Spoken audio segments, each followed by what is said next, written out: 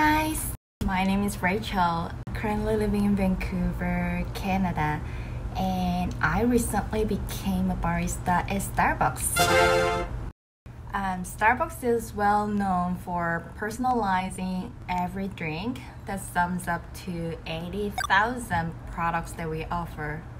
I know it's quite tough to memorize all the recipes at first, but if you know the basics of common menus, you will confidently get through all of them. So in this video, I'm going to introduce my tips on how to study and memorize Starbucks recipes.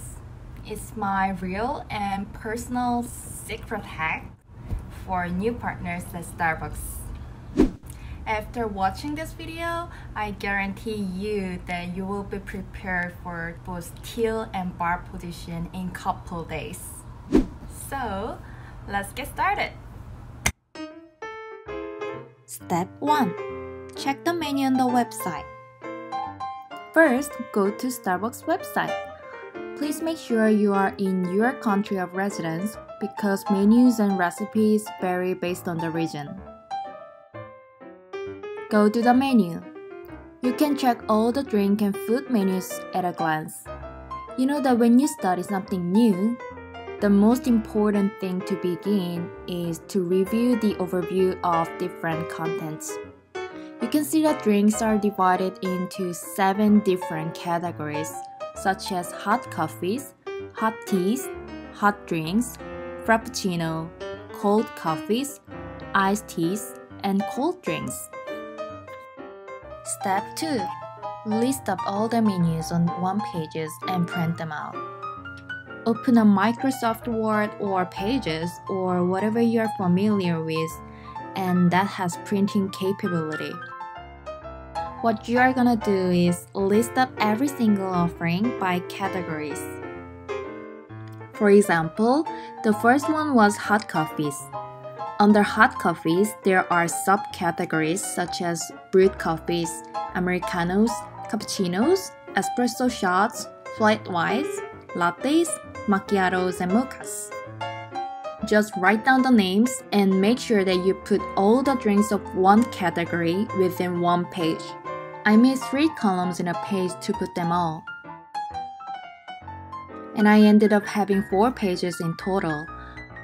1 for hot, 1 for cold, 1 for frappuccino, and the last one for food. And then print them out. Step 3. Write down the recipe of grande sides. You can check the recipes in every drink on the website, like how many shots and what kind of syrup, and how many syrups are in a specific drink.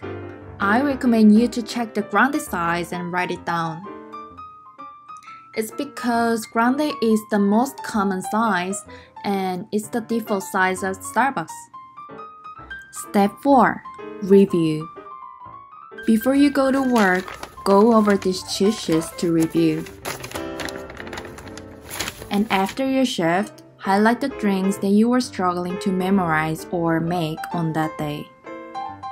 Step 5. Recap.